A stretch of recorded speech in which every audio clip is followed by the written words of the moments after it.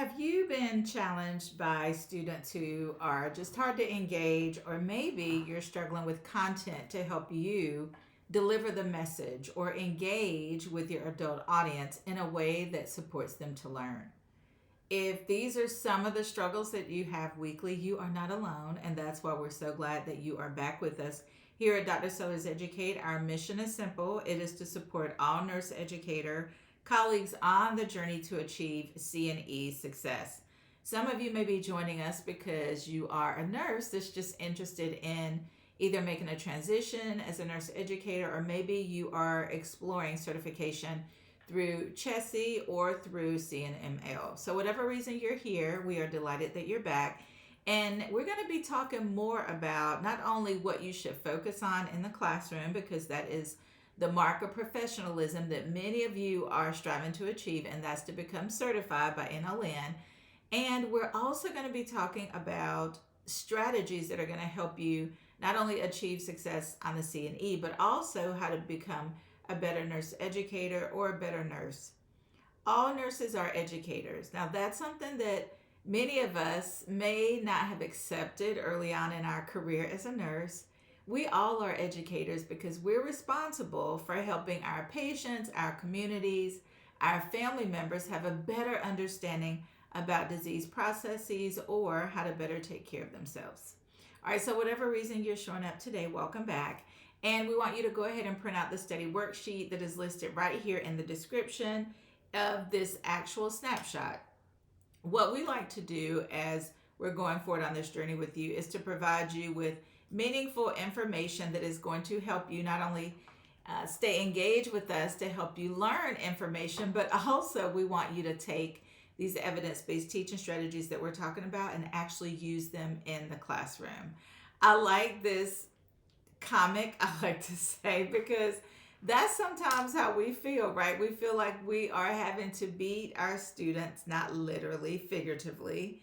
We're having to beat our students, our learners in the classroom with information, sometimes for many competing reasons. Our students are just not ready to learn. Okay, so you're going to walk away with some strategies that's really going to help you better engage with our students so that they do actually walk away not only learning, but being actively engaged on the learning journey. For some of you, you may be listening to this snapshot. So if that's you, we want you to know that you can still take advantage of this information. Okay, so even if you're not able to view the content we're covering and you're just listening to us, that's great too.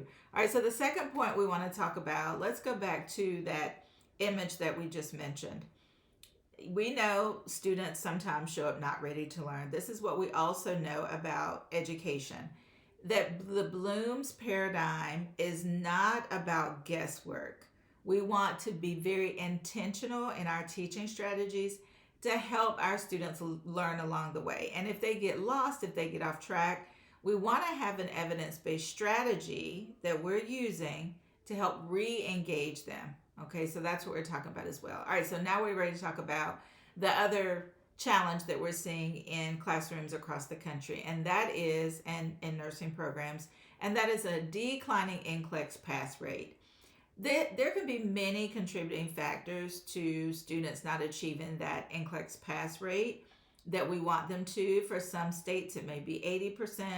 Others, it may be 85 or even higher. So whatever that goal is for you as a nursing program, as an individual nurse educator, just think about some of these strategies we're talking about today and how they can show up to help you create a stronger nursing program and ultimately empower our students and equip them with information that's going to not only help them pass NCLEX, but also help them develop clinical judgment, which is our next topic. So clinical judgment, as you're writing down your focus and your objective for our time together today, remember we're talking about what those faculty blind spots are. And many of us as educators know that sometimes it's hard to figure out. So what do we have to do? We want to collaborate. We want to come together as a team and explore what's getting in the way. What are some of the barriers to success that our students are experiencing? So with clinical judgment, one consideration you want to think about is to look at your mapping of your curriculum. Take a look and see how we are adding concepts in our didactic setting and how they align with what students are actually learning in the skills lab and in SIM and clinical setting. When there's a misalignment between those hands-on experiences and when students have actually learned those concepts, it can be, or it can create a large gap of comprehension. This is what Patricia Benner's work is pinpointing, and that is bridging that theory practice gap.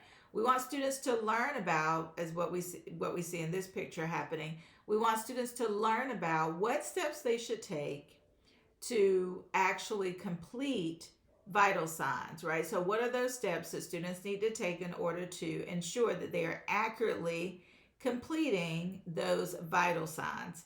We want to teach them about that in the classroom, and we want them to demonstrate that in the skills lab, practice that in the skills lab before they get into the actual clinical setting. So what are we doing? What strategies are we using in our classroom, in our nursing program? I just shared one to help develop and truly advance the development of clinical judgment and how students are using the clinical judgment skills that Tanner's and in NCSBN frameworks really call out. The next barrier or challenge that we're seeing in nursing and nursing education is the increasing rate of adverse events. This is in the hospital or healthcare setting, and we want to hear from our healthcare partners in education about what they are seeing. What is that number one adverse event? And what are some contributing factors that we can explore to add in our curriculum to help decrease those adverse events? Have we developed a specific case study, unfolding case study, that can help hopefully students identify some opportunities to avoid that negative outcome associated with that patient care decision? All right, so that's the other trend we're seeing. So let's go back and recap. Okay, make sure everybody stays with me. Number one, blooms, when we talk about developing those scaffolding experiences for our students, where students start at remembering and memorizing, but we know they can't stay there. We want them to be able to grow their knowledge, not only from a expansive standpoint, so starting with the student's ability to perform the vital signs assessment. We also want students to understand what's happening in the heart when they hear systolic, when they hear diastolic, what is happening in the heart when they hear a murmur, right? And what does it mean when we listen to lung sounds and for a heart failure patient and they are diminished, what could that mean, right? Or a pneumonia patient. So when it comes to blooms, you want to make sure you're exploring pages 188 through 190 in the 6th edition of Billings and Halstead and identifying what are those specific teaching strategies that we're bringing into the classroom at each of those levels of blooms, okay? And then how are we building on that prior knowledge that we expect students to have, right? The key word is expectation, which we're going to talk about. NCLEX pass rates, what can we do differently? How can we better align our classroom experiences with what students are actually doing in the clinical setting? And then last point we made was about adverse events, engaging in those unfolding case studies with our students to identify where the missing knowledge is, right? Where that gap is, so that we can then close it, partner with our students to close it. So what's the common denominator that you're hearing? Okay, so I want you to write that down. All right, so take a second to do that. What's the common denominator that you're hearing us talk about so far? All right, so I'll give you a second to process that information.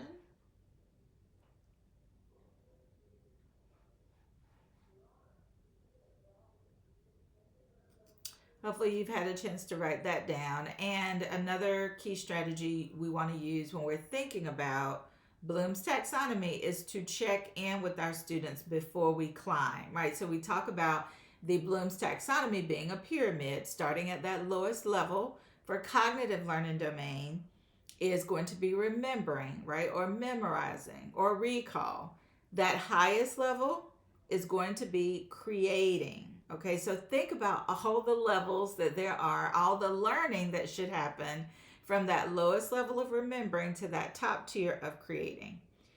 So what can we do other than checking in with our students before we expect them to learn at the next level? Let's make sure we have that solid foundation in place. Identifying through formative assessments, right? Those check-ins through discussions, think, pair, share, even quizzes can give us a good check-in with our students to identify where their knowledge gaps are. The next point you want to consider, these are all solution focus areas. Now we're taking a different approach, as you can see in the snapshot. We're going ahead and jumping in right away before we even get to our thought-provoking question and our content, because we want you to create an outline for yourself. That's why we're giving you these key pointers, and then we're going to expound on it in our discussion today as we go deeper. Rigor requires readiness. So what does that mean? Going back to how we started, students have a lot of competing priorities. How are we engaging our students when they come in the classroom into the 4 learning phases that David Cobb talks about with experiential learning theory? How do we truly prepare our learners to be ready to learn? Okay, I'm going to say that again. How do we? So this is a reflective statement. So how do you prepare your adult learners to be ready to learn when they get in the classroom? We're going to talk about more of those strategies, but I want you to start thinking about that now. All right, so you're going to think about number 1, checking before you climb.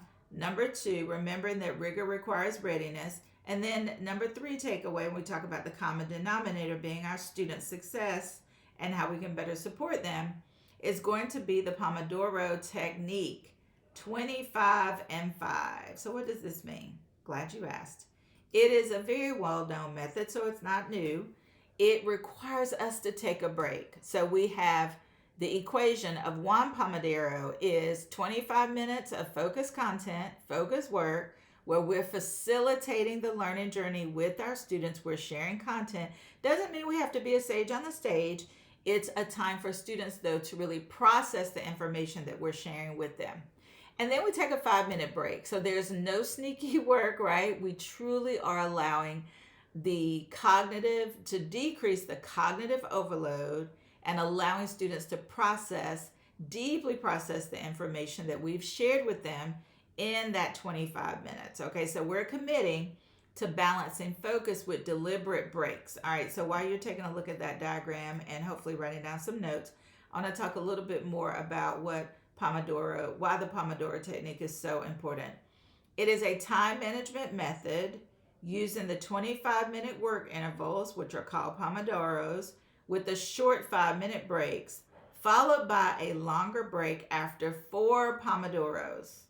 It is designed to boost focus, minimize distractions, and prevent burnout by breaking tasks into manageable chunks. Okay, so that is the purpose, that is the intent, that is the theoretical elements associated with the Pomodoro method. Now what we want you to do is to consider techniques that you're going to integrate based on the 3 that we just mentioned, that you're going to integrate to help your students have a better learning experience that's truly going to help them learn. All right, and then last but not least, we're going to flip over now to our content. All right, so I want you to write down, what is your biggest takeaway so far? Okay, so what is your biggest takeaway so far as you think about what your learning gaps are and what your next steps are going to be? As we transition to focusing on those colleagues that are on the journey for C and E, we want to go ahead and talk through some key elements related to what your journey is going to look like. When we explore the facilitation of learning, we want to make sure as nurse educators that we are not only focusing on teaching, that we truly are facilitating learning. So let's take a look at the thought-provoking question for our time together today. We'll wrap up with a few key points, and then I want you to take some time to debrief. In a senior level nursing course, assignments target the analysis and evaluate levels of Bloom's taxonomy. Despite successful completion of prerequisites, students demonstrate strong recall but weak clinical judgment and simulation. Which faculty action best aligns instruction with Bloom's taxonomy while preserving academic rigor? A, increase lecture depth to reinforce complex concepts across courses. B, require independent review of prerequisite content before simulation. Or C, implement brief readiness checks to confirm foundational Bloom's levels. I'll give you all a second to process that question. And I want you to always think about two thoughts, okay? I want you to have two thoughts every time you get to a C&E question. Number one, what is this question truly asking me? And second of all, what is it that I know about content related to this question? All right, so we'll keep going. This is the question or statement that many faculty consider when they're thinking about what they're going to focus on. Should my students already know this information from a prior course? Or we make a statement and say, oh, my students should already know this. This is an assumption. And when assumptions replace evidence, learning has the potential to break down. What are some assumptions that we make as it relates to students having prior knowledge, given the fact that they have already taken certain courses, such as prerequisites, like the thought-provoking question we're looking at today? So what are some common knowledge gaps, key concepts in nursing education that are aligned with these gaps? Is first of all, foundational concepts. Students often lack a solid understanding of those basic principles. They struggle with research methodology, so they sometimes struggle being able to critically evaluate the content, going deeper and having that ability to make patient care decisions in future situations whenever they arise. Critical thinking skills. This is essential in order for students to make safe patient care decisions. So what are some of those educational pitfalls that we are guilty of? First of all, unexplained jargon. We use complex terminology because healthcare is complex. So what can we do differently to decrease confusion and to re-engage with our students? Rapid pace. Now, I'm guilty of this one, so I have intentionally slowed down and really leveraged the value of silence and pause in our discussion today. You saw that I gave you all more time to absorb the content that we're talking through and more time to think through the correct answer for the thought-provoking question.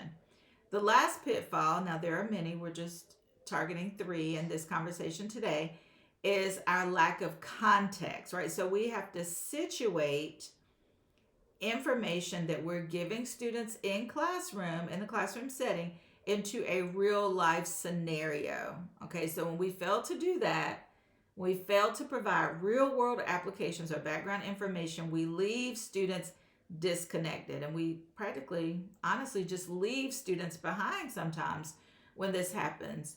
When students don't have the foundational knowledge, when we use complex jargon, terminology that they don't understand, when we share the information in a fast or rapid pace, and we don't create or really embrace situational theory as described when we talked about that important theory in the last snapshot, students are not able to truly grasp the deep comprehension of knowledge that we need them to. So what can we do? Active recall. Let's check in with our students. Concept maps. It's going to help students organize information. And I really like that specific component that's called out here about how concept mapping creates a visual for our students. Many of our students are visual learners, just like many of us as adults are visual learners. So we have to consider that. And then scaffolding learning. That is going to create some structured support, and gradually, our goal is gradually to increase difficulty. All right, so let me go back so you all can see me, because I want to talk a little bit about where we are right now. So as we've identified what some of those challenges are, some opportunities in our educational system, our nursing educational system, where do you see these showing up in your space? Okay, so you can go back and identify those 3 specific categories that we focused on, that we sometimes develop and create barriers for our students when we don't have that self-actualization in place that Malcolm Knowles talks about.